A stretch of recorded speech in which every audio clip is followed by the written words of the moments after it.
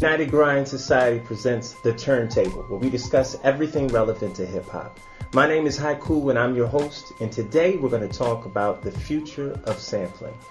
Some of the points we're going to be discussing will be Tommy Boy and the issues they have with DeLa. We'll also be discussing the profitability of sampling. I mean, is it really worth it? On The Turntable. Check it out.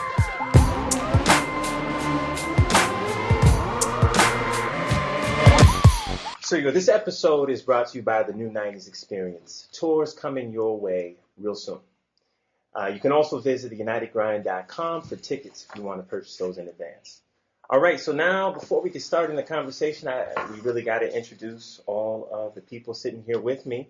To my left, you have MC by the name of Siege. From the Mighty E-Dot. From the Mighty E-Dot, right. You have Speed. Speed, Ron Royals in the building, 85. And my boy, High Jinx. Jinx, most high in the building. What up? All right. So why don't we get in this conversation? And I've been looking forward to this conversation here about sampling, all right, and the future of sampling. Where is it going? Where is it at right now? It's, specifically when, look at all the troubles that DeLa has been talking about, that they had issues with their record company, and all of us have produced or are producing. We all know about sampling and all have an opinion about it, right? I mean, I made beats on the iPad. I'm about to say, I heard some. I've heard your beats. No. I mean, I've played with it, but I've never considered myself a producer, so I'm just putting that out there. I know, producers be sticklers about that type of shit. I got you. Understood. But we're talking about sampling, so why don't we get into it? I know you and I, we've had this conversation several times, and we've kind of seen the direction that sampling is going, and or not going, just because of the economics of it. Is it fiscal, right? Is it smart to actually do it? No, it's not economically fiscal. Period. But if you want me to listen to your music, it better have some form of sampling in it. That's just my lane. That's how I was raised. I know it's probably generational. I hate the sound of keyboard beats. Now, what's crazy is... Now, hold up. I hate them. Now, hold up. Hold up. Now, I understand where you're coming from. Mm-hmm. And as a fan right. of hip-hop music right. with samples, right. if I'm the artist that you're listening to, right. are you going to make it worthwhile for me? Are you going to buy my shit or are you going to stream my shit? Because not only am I getting a penny, a half of a penny. Yeah. Now I'm getting that shit subtracted by whoever I'm sampling of. Right. So you're gonna buy my album is what I want to know. Right. This is how I would answer that. Right. I can assure you that I will not buy your album if it's a bunch of keyboard beats. Or stream it. or stream it. You out the gate. If it ain't no sampling on it, we out the game. If there is no sample on the album, Seed will not listen to it. Correct. Right. But you gotta listen to the album before you know that, though. I've done it. And that's how I know I got here. That's how I know I got here. Let me say, though, there are people that are able to navigate around samples and it still sounds dope. It's just that those people are few and far between to me. There are beats that I like that there's no samples in. There's plenty of them, actually. But a whole album is difficult for me, for what I like. What about the avenue that the samples come from? Live instruments. What if an artist is dropping live instrumental manipulations on the album? Can y'all translate that? I think you're talking about like we want to go through this stuff. I speak fluent, niggas. What? Yeah, I very much understand. I need to brush up on my artists. Are you talking about interpolation, basically? No, I'm saying like the stuff that we're sampling is coming from live instrumentation. Right. Yeah, which is not an easy feat. You know what I'm saying? That's why it's just as expensive as paying for samples. Well, I mean, that's the thing. Like, first of all, you gotta think as an artist, you're paying for the beat. I say 99.9% of producers do not clear samples. You know what? Yeah, break that down, Jinx. Break real quick, just for the sake of the conversation.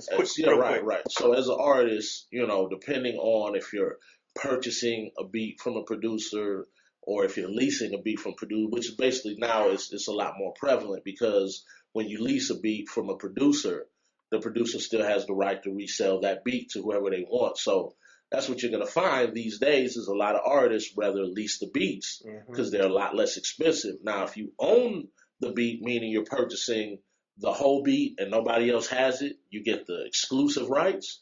You're going to pay a couple hundred depending on the producer or thousands depending on the producer. Right. But even still, if they're sampling, the sample more than likely hasn't been cleared. So that means that whoever, you know what I'm saying, James Brown, you know what I'm saying, I mean, you name it, whoever dealing with the producer and you still. Yeah, so you still, as the artist, even though you paid that for that beat, hundreds to thousands, even though you paid for the beat itself, you still have to split profits with whoever legally, whoever you owns the sample. Yeah. That's what DeLa ran into. So DeLa basically did a whole album, or actually albums, and never cleared any of those samples. Super duper sample heavy. But their problem is the record company didn't clear the samples. And DeLa. Right. But I mean, when they put the albums we talking about, 3 Feet High and Rising and DeLa is Dead and stuff like that, there really wasn't a sampling issue back then. Right. Well, no, it didn't become an issue really until the streams. Right. Yeah. So that whole time where DeLa could have been making money from streams, streams and record sales, you know what I'm saying? Even to this day, they couldn't recoup what they owed Tommy Boy because Tommy Boy wasn't, you know, a functioning label at the time. Right. So pretty much, Tommy Boy says, "Well, y'all still owe us." Right.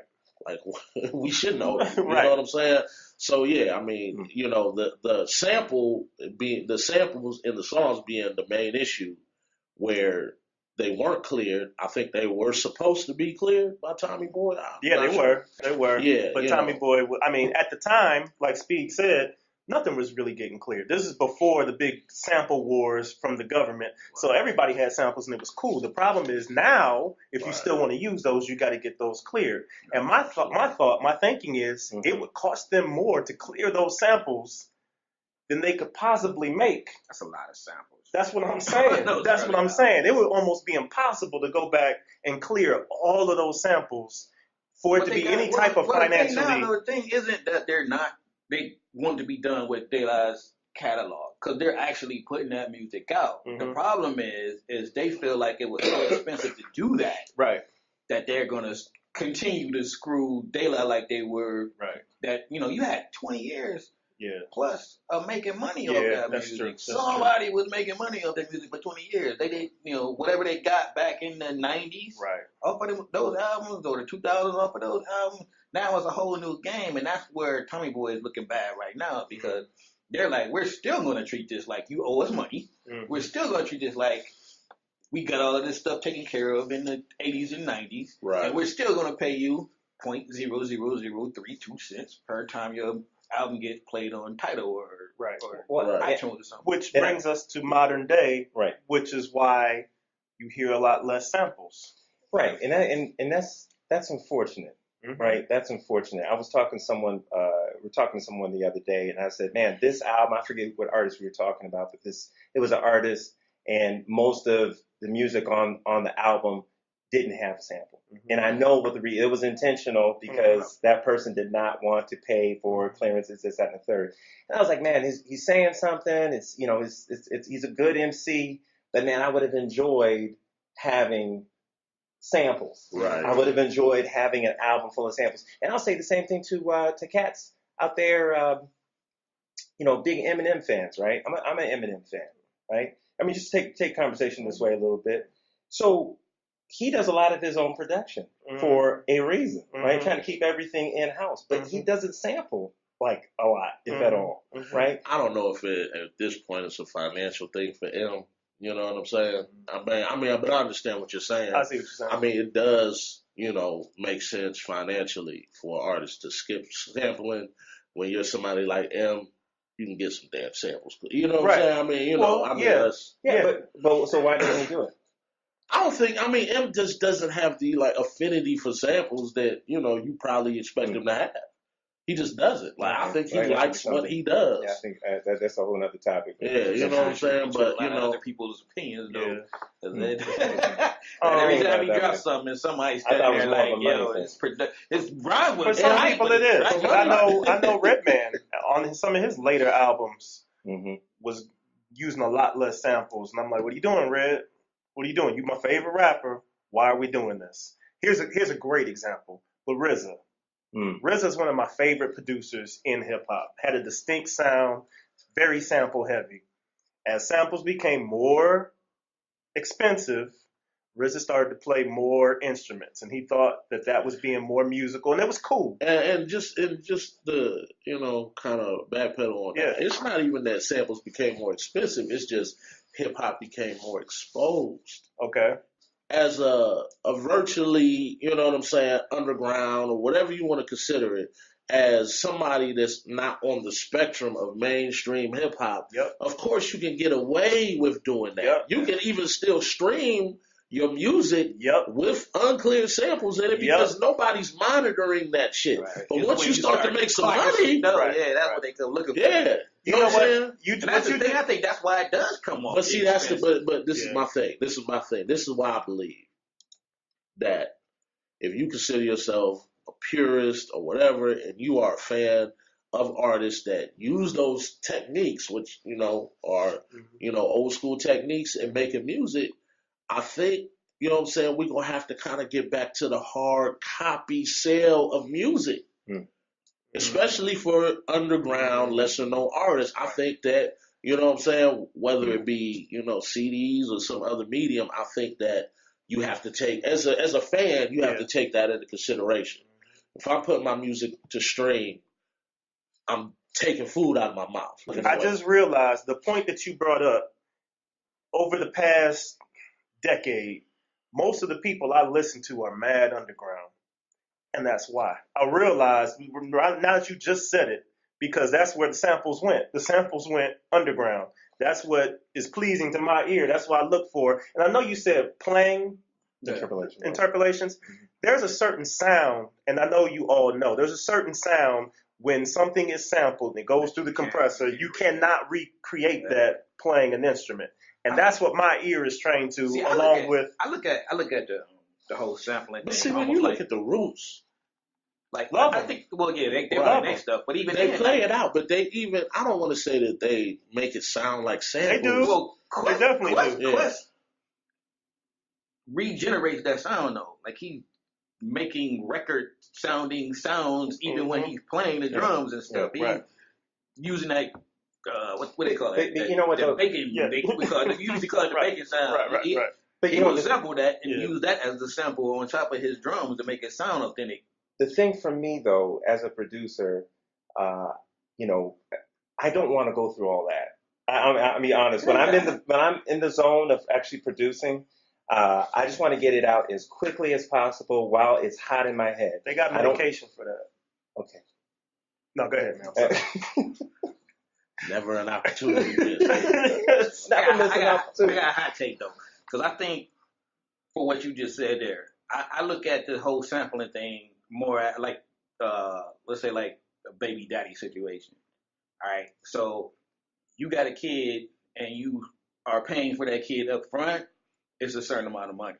But if we got to come get you on the back end, that's when it really looks like this is over the top expensive. I see. So if you're clearing your samples up front, they got houses that you can clear your samples from and pay, boom, boom, boom, boom, boom. Right. But if you made $100,000, $200,000, $1 million, you went triple flat. We gotta come get you. Then it look like you get raped. Right. You know what I'm saying? So I don't think it's really that expensive to clear every sample if you do it up front. And depending on who you're clearing from. But yeah, I got you. Get clear assholes out here. So I think, basically what it comes down to, it is artist versus the fan, like you were kind of saying. Like for the fan, is sampling, something the fan doesn't care. The fan, if I like it, I'm gonna buy it. Okay, and I know what I like. I like to hear samples. So if you do what I like, I'm gonna buy it. If you don't, I won't. Right. Is it feasible for the artist? Most likely it's not. Not in today's times, because you don't get paid worth jack off of streams. We all know that. You don't get paid. You definitely don't get paid off of selling CDs or whatever. Right. So it doesn't make any financial sense to actually sample in these days and times. But you have a whole fan base of people that's what they want to hear. So it's a catch-22. I've seen on different occasions where producers have actually gotten sued for sampling. And then I've seen where artists have. So did Pharrell get sued? I think so. For the what? The Marvin Gaye thing, right? He said I think for the Marvin Gaye. Like that's his thing. I get sued now. He got sued and the artist got sued. Right. I think everybody on that song. Robin Thicke. Yeah. So everybody got sued on that. Is that the only? Is that the only incident? No, he's gotten sued a couple times. Because he was an artist on that record as well. Oh, right. I'm talking about where artists have gotten Right. sued for sampling. I mean, producers have gotten sued for sampling instead of the actual artist. Mm-hmm. Whether it was something where they told the artist that there were no samples or something like that, maybe. Right.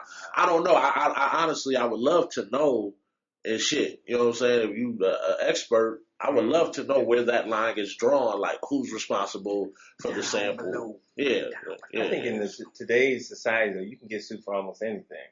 So honestly, I mean, you're gonna get sued. If there's a lawyer around, there's a good chance. Right. You're gonna get sued. So yeah, you can replay some shit, and if it sounds too much like something, somebody can get at your ass. I think it's interesting though. I think the one part that really sticks out to me in this whole conversation was the aspect of us going. You mentioned underground music is what you've been listening to, and that's where all the sampling happens. And then you mentioned, well, are you going to actually support the artist in more of a grassroots type situation, actually buy the CD? So all of that might come back. CDs or some type of actual hand-to-hand medium might actually have to come back in order for. Back now. Say it again. Vinyl is back now. Yeah, it's back every 8 years. Yeah, man, but I mean, motherfuckers ain't walking around with no 12 inches, man. I mean, you know what I'm saying? I mean, I'm saying.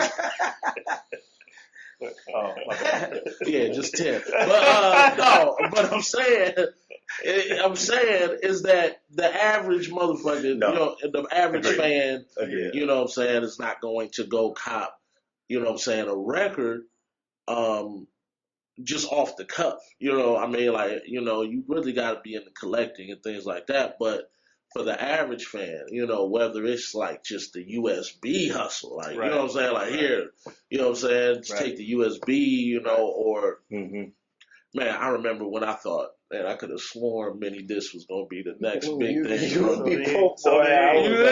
my God. I was like, this thing is brilliant, dog. It had everything. You know how many shows we rock off of mini disc? Oh, man, they don't skip. Yeah. It's beautiful. Those CDs that don't skip. This is incredible. I love them things. I thought I was on the cutting edge. Yeah. And then Napster came out, but that's some other shit, it's man. a wrap, right. All right. In closing, I would like to say, hey, mama, I didn't cuss. I didn't cuss either. Miss Bill, I did not cuss. You always injecting moms into the. Come on, man. That was the meeting that we had. Yes, sir. Yeah. Cool. But yeah, like, subscribe, and all that shit, man. Yeah, please. Let us know what you think. If you have some, something you want to add to the conversation, that's what the conversation doesn't stop here, right? We started the conversation, but it doesn't stop here. So let us know what you feel. Let us know what you think. Get at us. All right. If Tupac had sampled more, I'd like him better. You want me to like your cutting that out? I know you are.